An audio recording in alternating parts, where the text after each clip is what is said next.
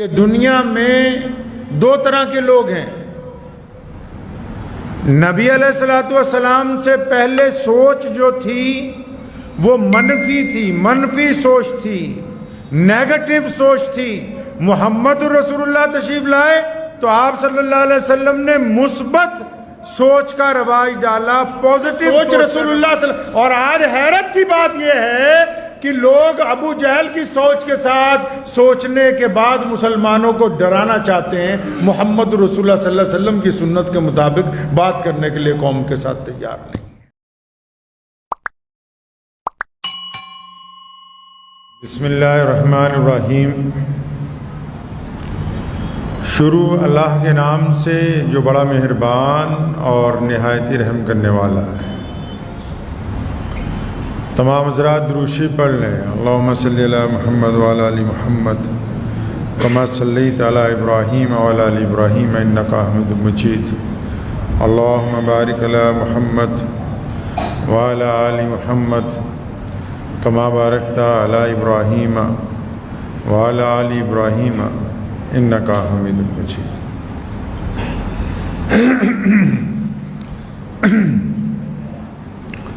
رمضان المبارک کے بعد آج پہلا جمعہ ہے. مستقیم صاحب نے مجھے کہا کہ آج بیان کرنا ہے کہ نہیں کرنا، تو میں نے انہیں کہا کہ آج کا دن جو ہے وہ مبارکباد کا دن ہے. آج کا دن مبارکباد والا دن ہے. آج کا دن تو رمضان سے بھی زیادہ ضروری ہے گفتگو کرنے. مبارکباد سے پہلے سب سے پہلے پیارے نبی حضرت محمد رسول اللہ صلی اللہ علیہ وسلم کو سلام پیش کرتے ہیں کہ نبی علیہ الصلوۃ والسلام کے لیے کسی نے کہا ہے کہ ہوں لاکھوں سلام اس آقا پر، ظلم لاکھوں جس نے توڑ دیے، دنیا کو دیا پیغام سکون، طوفانوں کے رخ موڑ دیے. اس محسن عالم نے دنیا میں کیا کیا انسان.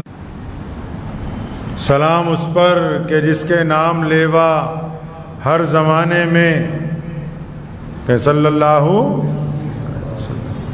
سلام اس پر کہ جس کے نام لیوا ہر زمانے میں بڑھا دیتے ہیں ایک فسانہ سرفروشی کے فسانے میں.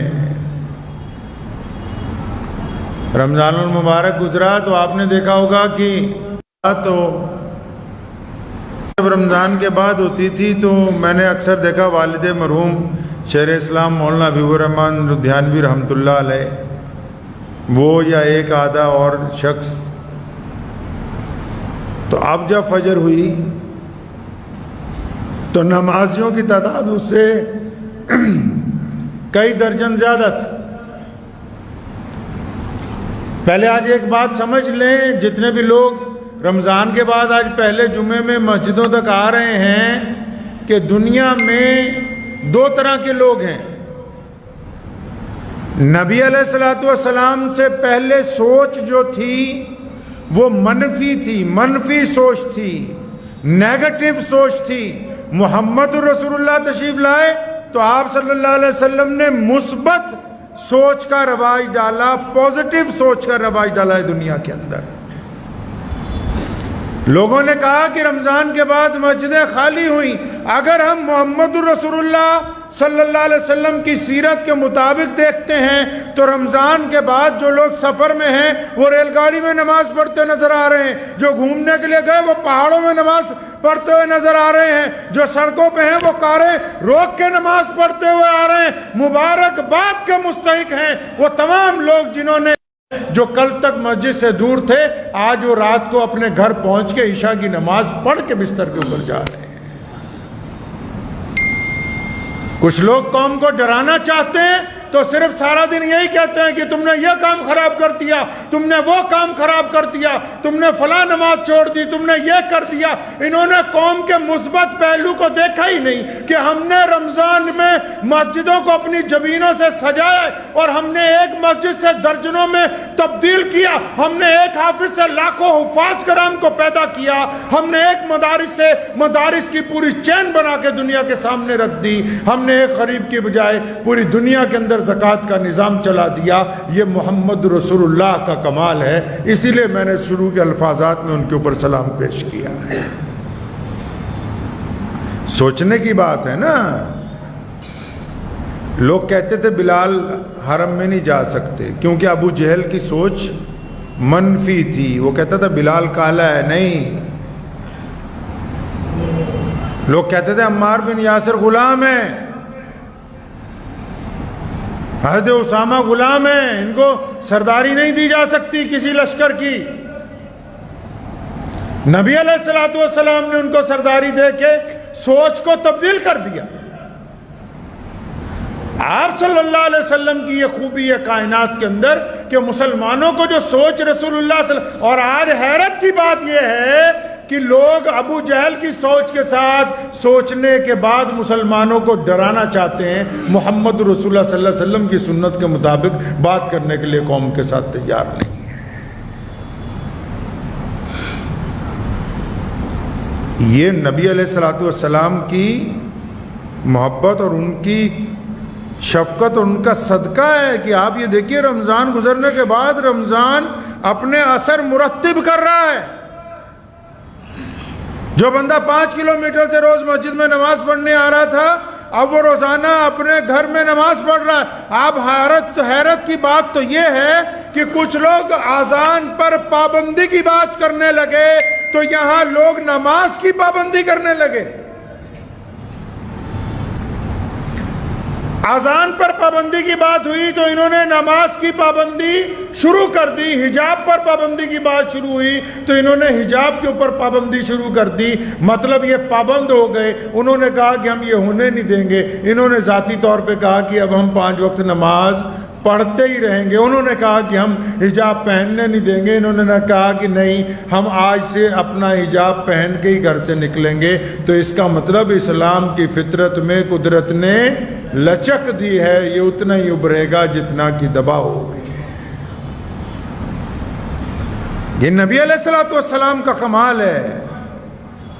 حضور صلی اللہ علیہ وسلم کی آپ زندگی اگر پڑھیں گے نا، جتنے واقعات ہیں، ایک صحابی رسول صلی اللہ علیہ وسلم کے اوپر حد مقرر کی گئی کس بات کی کہ شراب حرام ہے کیوں پی لی، اور درے مارے جا رہے ہیں مسجد نبوی کے اندر، صحن کے اندر سزا دی جا رہی کہ دوبارہ یہ کام نہ کیا جائے۔ تو حضور صلی اللہ علیہ وسلم بڑے بے چین ہیں، تو ایک دوسرے صحابی کھڑے ہوئے کہتے ہیں اس بندے کو جس کو سزا دی جا رہی ہے کہ نعوذ باللہ تیرا بیڑا غرق ہو جائے، محمد رسول اللہ نے اس بندے کو پکڑا اور سختی سے کہا کہ تم کون ہوتے ہو کہ اس کو بددعا دینے والے ہیں؟ کون ہے تم بددعا دینے والے ہیں؟ ہمیں اس کے عمل سے نفرت ہے، اس سے نفرت ہے؟ سوچ میں فرق آ گیا کہ نہیں آ گیا؟ نبی علیہ السلام نے فرمایا کہ ہمیں اس کے عمل سے نفرت ہے، یعنی جو اس نے غلطی کی صرف اس غلطی سے نفرت ہے، اس شخصیت کے ساتھ، اس انسان کے ساتھ کوئی نفرت نہیں ہے۔ انس رضی اللہ تعالیٰ عنہ چھوٹی عمر سے رسول اللہ صلی اللہ علیہ وسلم کے خادم بنے، چھوٹی عمر سے رسول اللہ صلی اللہ علیہ وسلم کی خدمت میں رہنے لگے۔ فرماتے ہیں کہ میرے سے رسول اللہ نے اتنا پیار کیا ہے، اور انس وہ ہیں جنہوں نے حضور نبی علیہ السلام کا ساتھ آخری وقت تک نبھایا ہے۔ فرمایا مجھ سے اتنی محبت کرتے تھے کہ میں جیسے جیسے میرا شعور بڑا ہوتا رہا تو میں سوچنے لگا کہ کسی دن نبی علیہ السلام سے ڈانٹ کھا لی جائے، حضور نبی علیہ السلام سے کسی دن ڈانٹ پڑ جائے۔ یہ واقعہ اس لیے سنا رہا ہوں آپ کو پتہ لگے کہ سوچنا کیسے ہے۔ کئی لوگوں کو بہت گلہ ہو جاتا ہے رمضان کے بعد، جو فیس بک کے مولوی ہیں، واٹس ایپ کے جو مفتی ہیں، نئی یونیورسٹی چلی نا فیس بک واٹس ایپ، اس کے بھی الگ سے مفتی مولوی بننے لگے، جن کے چہرے پہ داڑھی کوئی نہیں، سر پہ کوئی دستار نہیں بندھی ہوئی، نماز جو خود کبھی نہ پڑھتے ہو فوراً لکھیں گے اچھا نماز آج کوئی نہیں ملا، خود آئے نہیں ہوں گے کبھی وہ فجر میں، اگر آئے ہوتے تو ان کو پتہ ہوتا کہ فجر میں کیا لذت تھی، عید کی نماز کے بعد جو فجر آئی اس کی لذت کیا تھی، اگر وہ آئے ہوتے تو پتہ ہوتا نا ان کو ہوا کیا ہے۔ وہ اس لذت کو تو تب محسوس کرتے جب وہ خود آتے، آئے تو خود نہیں۔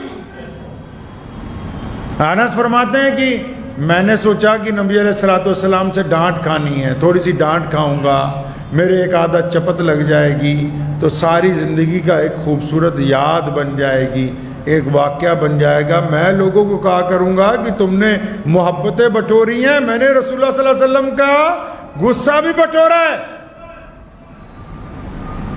فرماتے میں بڑی طاق میں رہتا کہ کسی بات پر مجھے ڈانٹ پڑے، لیکن کریم رسول صلی اللہ علیہ وسلم نے کبھی زندگی میں ڈانٹا ہی نہیں۔ فرماتے ہیں کہ ایک دن یمن سے کچھ مہمان آئے تو آپ صلی اللہ علیہ وسلم کے پاس بیٹھے، روز باہر کے ملکوں سے بھی مہمان آتے تھے، تو فرماتے ہیں کہ آپ صلی اللہ علیہ وسلم نے مجھے کہا کہ جاؤ بازار سے ناشتہ لاؤ، اور کوئی نہیں تھا اس وقت مسجد نبوی میں۔ تو کہتے جب میں بازار کے لیے نکلا تو میرے دل نے مجھے اس دن کہا کہ انس آج موقع آ گیا ڈانٹ کھانے کا۔ کیسے موقع ہاتھ آ گیا؟ فرماتے ہیں میرے دل نے سوچا، دماغ میں سوچا کہ اگر میں ناشتہ لے کے نہیں جاؤں گا تھوڑی دیر تو ظاہر سی بات ہے کہ وہ ناراض ہوں گے کہ مہمان بیٹھے ہوئے ابھی تک آیا نہیں۔ ہمارے ہاں تو آج کل یہ رواج ہے نا جی، جو بڑے بڑے پیر ہیں آج کل ماشاءاللہ جن کے مرید ہیں اکثر مسلمان، وہ تو کھیر کی کٹوری مرید کے آگے پہلے ہی چلی جائے، پیر صاحب کو نہ ملے تو ناراض ہو جائیں، وہ اٹھ کے باہر آ جائیں۔ یہ تو نبی علیہ الصلوۃ والسلام ہے جو نائب ہیں اللہ کے، ہمارے مولا ہیں، پوری کائنات کے مالک اللہ نے جن کو بنایا ہے۔ تو انس رضی اللہ فرماتے ہیں کہ میں نے سوچا اگر دیر کروں گا ظاہر سی بات ہے ناراض ہو جائیں گے، تو میں دیر نہیں آج بہت دیر کر دینی ہے۔ تو کہتے میں بازار آیا تو کچھ خریدا ہی نہیں، وہاں ایک درخت دیکھا چھاؤندار، اس کے نیچے بیٹھ گیا، وقت گزرنے لگا۔ تو فرماتے ہیں کہ میں اپنے دل میں، بندہ پلان بناتا ہے نا جی، نیک آدمی نیکی کا پلان بناتا ہے، رات کو بستر پہ لیٹ کے صبح ایسے اٹھوں گا، فجر پڑھوں گا، اشراق پڑھوں گا، پھر نکلوں گا، اسی طرح ہر بندے کے ذہن میں کچھ ارادے بنتے ہیں۔ فرماتے ہیں میرا ذہن ارادے بنا رہا ہے کہ نبی علیہ السلام انتظار کر رہے ہوں گے، اچھا بہت دیر ہو گئی، دیکھ رہے ہوں گے، اب کسی کو بھیجیں گے مجھے پکڑنے کے لیے کہ ڈھونڈ کے لاؤ کہاں رہ گیا۔ کہتے جب خاصا وقت گزر گیا میں مسجد نبوی کی طرف سے جو راستہ آتا تھا اسی طرف دیکھ رہا تھا۔ دل کی تختی پہ اس واقعے کو لکھ کے لے جائیے گا۔ فرماتے ہیں جدھر سے راستہ مسجد نبوی کی طرف سے آتا تھا میں اسی طرف دیکھ رہا تھا، تو جب خاصا وقت گزر گیا تو کہتے میں اچانک میں نے دیکھا کہ خود پیارے نبی حضرت محمد رسول اللہ صلی اللہ علیہ وسلم خود ہی آ رہے ہیں۔ میری دل کی دھڑکنیں تیز ہو گئی، میں بھی اٹھ کے کھڑا ہو گیا کہ لو جی وہ وقت آ گیا جس کے لیے پلاننگ کی تھی کہ اب ناراضگی کا اظہار ہوگا، ایک دو لگیں گی کہ کہاں رہ گیا، مہمان بیٹھے ہوئے۔ تو فرماتے ہیں صلی اللہ علیہ وسلم کے چہرے پر کچھ ناگواری پریشانی سی مجھے دور سے لگی کہ مجھے لگا کہ ہاں واقعی بس آج پٹنا ہے۔ تو فرماتے ہیں جب نبی علیہ السلام نے مجھے دیکھا تو میں بھی حضور صلی اللہ علیہ وسلم کی طرف چلا تو آپ صلی اللہ علیہ وسلم تیزی سے چل کے آئے، اور نبی علیہ الصلوۃ والسلام نے اب یہ اس انتظار میں ہے کہ ڈانٹ پڑے گی، کان کھینچیں گے، ایک آدھی چپت لگے گی، پوچھا جائے گا بھی انس کہاں رہ گیا تو وہاں مہمان انتظار کر رہے ہیں۔ لیکن رسول کریم صلی اللہ علیہ وسلم قریب آئے، انس کو پوری طاقت سے اپنی چھاتی سے لگایا، سر پر ہاتھ پھیرا، فرمایا میرا بچہ تو کہاں رہ گیا؟ میں نے سوچا کوئی چوٹ تو نہیں لگ گئی، گر تو نہیں گیا کہیں، کسی نے مارا تو نہیں۔ محمد الرسول اللہ نے بدترین حالات میں بھی جب لوگ غلط سوچ سکتے ہیں اس میں سے بھی رسول اللہ صلی اللہ علیہ وسلم نے نیکی کو نکال کے دنیا کے سامنے لا کے کھڑا کیا ہے، تبھی آج پوری دنیا کے اندر رسول اللہ کا دین قائم ہے۔ اپنی سوچ کو مثبت کیجئے، حالات کیسے بھی ہوں، یہ کیوں بھول جا رہے ہیں کہ ہم پیش قدمی کر رہے ہیں؟ بدترین حالات کے باوجود اللہ تبارک و تعالیٰ نے ہم پر کرم کیا ہے، ہم پیش قدمی کر رہے ہیں۔ ہم اپنی عبادات کے معاملے میں، اپنے دین کے معاملے میں، اپنی مساجد کے معاملے میں، کاروبار کے معاملے میں، ہم سماجک ویوستھا کے معاملے میں، ہم دوسرے غیر مسلموں سے دوستی کے معاملے میں، ہم اپنے کاروبار میں ایمانداری کے معاملے میں ہم پیش قدمی کر رہے ہیں۔ یہ کیوں بول رہے ہیں آپ؟ کیوں بار بار جھوٹ بول کے ان مسلمانوں کو ڈراتے ہو کہ تم نے یہ کام غلط کر دیا، وہ کام غلط کر دیا؟ کیا تم سے یہ اگر ان کو 500 کا نوٹ بازار میں مل جائے تو تم سے مسجد میں پوچھنے نہیں آتے کہ مولانا یہ جائز ہے کہ نہیں جائز؟ ان کے کپڑوں پہ اگر 4 قطرے پیشاب کے فالتو لگ جائیں تم سے پوچھنے نہیں آتے لباس گندا ہوا کہ نہیں ہوا؟ ان سے نماز کے اندر کوئی رتی برابر زبر زیر ہو جائے تو تمہیں فون کر کے پوچھتے نہیں کہ نماز ہوئی کہ نہیں ہوئی؟ قرآن کی کسی آیت میں ان سے کوئی غلطی ہو جائے تو کیا تم سے معلوم کرتے ہیں کہ نہیں؟ جب تمہیں پتہ ہے کہ ہر معاملے میں یہ بار بار اللہ اور اس کے رسول کی رائے جاننا چاہتے ہیں تو کس طرح تم کہہ سکتے ہو کہ مسلمان پسماندگی کے اندر جا رہا ہے؟ کس طرح کہہ سکتے ہو ان کو تم؟ جب اس بات کو مانتے ہو کہ بار بار یہ اللہ اور اس کے رسول صلی اللہ علیہ وسلم کی رائے معلوم کرتے ہیں تو یہ رائے تم نے کیسے قائم کر دی کہ مسلمانوں کا رمضان کے بعد حالت خراب ہے؟ اگر تم ان نظروں سے دیکھو گے جن نظروں کی تعلیم محمد رسول اللہ صلی اللہ علیہ وسلم نے عطا کی ہے تو یہ رمضان کے بعد اگر گھومنے بھی نکلے ہیں تو ان کی تفریح کے اندر نماز شامل ہے، ان کے چلنے پھرنے میں اللہ اور اس کے رسول صلی اللہ علیہ وسلم کی اطاعت شامل ہے، ان کے گھروں کے اندر اللہ اور اس کے رسول کا حکم شامل ہے۔ تو پھر اگر یہ مبارکباد کا دن نہیں ہے تو اور کون سا مبارکباد کا دن ہوگا؟ اگر آج کا دن مبارکباد کا نہیں ہے تو اور کون سا ہوگا؟ کہ کتنے بھٹکے ہوئے لوگوں نے اللہ اور اس کے رسول کی راہ پکڑی، کتنوں نے کاروبار میں دیانتداری شروع کی ہے۔ نہیں یقین آتا تو جاؤ کسی ہندو سکھ بھائی سے جا کے پوچھ لو نا۔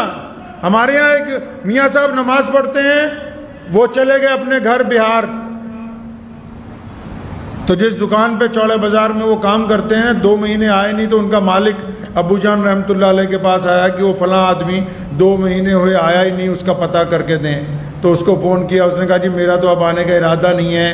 تو وہ اس کو لینے کے لیے یہاں سے سفر کر کے بہار گیا۔ کیوں گیا بھائی؟ اگر دیانتداری کے ساتھ زندگی گزاری ہے تبھی نا، ایمانداری کے ساتھ گزاری ہے تبھی نا، آنکھوں میں شرم و حیا ہے تبھی نا۔ اگر محمد رسول اللہ صلی اللہ علیہ وسلم کی باتیں اس پہ ان پر نظر، ان پہ اثر انداز ہوتی ہیں تبھی دیگر اقوام یہ کہنے کے لیے مجبور ہیں کہ ہاں واقعی یہ مسلمان ہونے کی وجہ سے دیانتدار ہیں۔ تو جو واقعی اللہ اور اس کے رسول کی ماننے کی وجہ سے دیانتدار ہیں تو پھر کیا ان کی دیانتداری کی تعریف کرتے ہوئے تمہاری زبان دکھتی؟ تمہیں تکلیف محسوس ہوتی؟ اسلام نے کہا ہے، اسلام نے واضح طور پہ کہا ہے، شریعت میں حکم نامہ لکھا گیا ہے باقاعدہ کہ اگر آپ کسی کی تعریف نہیں کر سکتے تو اس کی برائی نہ کریں، اگر آپ کسی کی حوصلہ افزائی نہیں کر سکتے تو اس کی حوصلہ شکنی نہ کریں، اگر آپ کسی کو آگے نہیں بڑھا سکتے تو اس کو پیچھے دھکا نہ دیں۔ میں مانتا ہوں کہ کچھ لوگ نہیں چاہتے کہ ان کی زبان سے انہی کی قوم کی تعریف ہو، تو اگر آپ تعریف نہیں کر سکتے تو برائی کرنے کا حق آپ کو نہیں دیا گیا ہے۔ جن لوگوں نے اللہ اور اس کے رسول نے جن لوگوں کو تنبیہ عطا کرنے کا حق عطا کیا ہے وہ اس انداز سے کرتے ہیں کہ لوگوں کے دلوں کے اندر ان کی بات بیٹھ جاتی ہے۔ وہ اس انداز سے نہیں کرتے کہ لوگوں کے دلوں کے اندر ان کی بات چبھتی ہے۔ دونوں کے انداز گفتگو کے اندر فرق ہوتا ہے۔ پیارے نبی حضرت محمد رسول اللہ صلی اللہ علیہ وسلم نے ہمیں تعلیم دی ہے۔ ممبر کے اوپر نبی علیہ الصلوۃ والسلام کھڑے ہوتے ہیں اور فرمایا انبیاء میرے وارث ہیں، لیکن اپنی زندگی میں کسی مولوی کو تو نہیں کہا حضور صلی اللہ علیہ وسلم نے کہ ممبر پہ کھڑے ہو جاؤ۔ ہاں جی، मौलवी तो उस वक्त भी बहुत बड़े बड़े थे, सैयदना अबू बकर सिद्दीक रज़ी अल्लाह ताला अन्हु, हज़रत उमर फारूक रज़ी अल्लाह ताला अन्हु, हज़रत उस्मान ज़िन्नुरैन रज़ी अल्लाह ताला अन्हु, मौला अली करमुल्लाह वजह रज़ी अल्लाह ताला अन्हु, हज़रत अब्दुल्लाह इब्न ज़ुबैर रज़ी अल्लाह ताला अन्हु, हज़रत अबू उबैदा बिन जर्राह अमीनुल उम्मत हैं। बड़े बड़े तो उस वक्त भी थे, लेकिन नबी अलैहिस्सलाम की ज़िंदगी में किसी को नहीं कहा कि इस मेंबर के ऊपर खड़े हो, एक को कहा। वो कौन है? वो कौन है जिसको कहा? वो कौन है जिसको नबी अलैहिस्सलाम ने कहा कि आओ मैं बैठा हूं, तुम यहाँ खड़े हो के आज बात करोगे? कौन है वो हस्सान बिन साबित रज़ी अल्लाह ताला अन्हु हैं। वो मोहम्मद रसूलुल्लाह का शायर हैं, वो मोहम्मद रसूलुल्लाह की मदा सराई करते हैं। और क्या फरमाया, हस्सान यहाँ खड़े हो ना, और खड़े हो के दुश्मन को बताओ कि हम कौन हैं और हमारी हैसियत क्या है, अल्लाह ने हमको किन इज्जतों से नवाजा, और फिर इनको ये भी बताओ कि तुम कौन हो। मोहम्मद रसूलुल्लाह ने अपनी ज़िंदगी में अगर किसी को मेंबर पे खड़ा किया तो शायर रसूल हस्सान बिन साबित रज़ी अल्लाह ताला अन्हु को खड़ा किया। क्यों खड़ा किया? ताकि इनको जो अहले ईमान है इनकी हौसला शिकनी ना हो, इनकी हौसला शिकनी ना हो, खौफजदा ना किया जाए, डराया ना जाए, लोगों को परेशान ना किया जाए। कोई दुख दर्द में है, कोई बीमार है, उसको जाके ये ना कहें कि इस बीमारी से हमारे भी अब्बा चले गए, उसको ये कहें कि इस बीमारी से फलां 20 आदमी ठीक हो के आए हैं। किसी का कारोबार तबाह हो गया, उसको जाके ये ना बताएं कि फलां फलां लोगों की बर्बादी आ गई, उसको ये बताएं कि इस कारोबार में फलां आदमी जो है खसारे के अंदर गया, आज वो इतना बड़ा दौलतमंद बन गया, उसने हिम्मत नहीं आ रही। इस्लाम ने कहा कि हौसला शिकनी करना हराम है। मोहम्मद रसूलुल्लाह सल्लल्लाहु अलैहि वसल्लम ने अपनी हयात मुबारका के अंदर हस्सान बिन साबित रज़ी अल्लाह ताला अन्हु को अपने मेंबर के ऊपर खड़ा किया और हुक्म फरमाया कि इनकी हौसला अफजाई करो, और जो इनकी हौसला शिकनी करना चाहते हैं उनको बताओ कि तुम हौसला शिकनी कर नहीं सकते हो। तो बस ये छोटी सी गुफ्तगू आज आप हजरात से करनी थी कि मैं उन तमाम लोगों को मुबारकबाद देना चाहता हूँ जिन्होंने अल्लाह और उसके रसूल सल्लल्लाहु अलैहि वसल्लम के लिए रोज़े रखे हैं रमज़ान के, और जो मस्जिदों में दूर होने के बावजूद 5 वक्त मस्जिद में आते रहे, जो अब रमज़ान के रोज़ों के बाद अपने घरों में, अपने दफ्तर में, अपनी दुकान पे, अपनी फेरी लगाते हुए, अपने बाज़ार में, अपने सफ़र में नमाज़ों की पाबंदी कर रहे हैं, जिनके दिलों में अल्लाह और उसके रसूल की मोहब्बत की वजह से गैर मुस्लिमों के से मोहब्बत है, गैरों के साथ ईमानदारी से पेश आते हैं, दूसरे गरीब आदमी का साथ देते हैं, तो ऐसे तमाम लोग मुबारकबाद के मुस्तहिक है। इनके लिए अल्लाह ने जन्नत का वादा किया है, इनके लिए अल्लाह ने दुनिया में इज़्ज़तों का वादा किया, अल्लाह ने इनके लिए आखिरत में इज़्ज़तों का वादा किया है।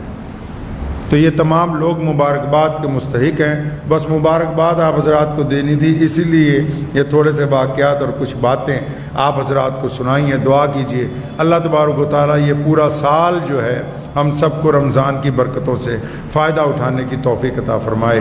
व आख़िर दावाना अनिल हम्दुलिल्लाहि रब्बिल आलमीन।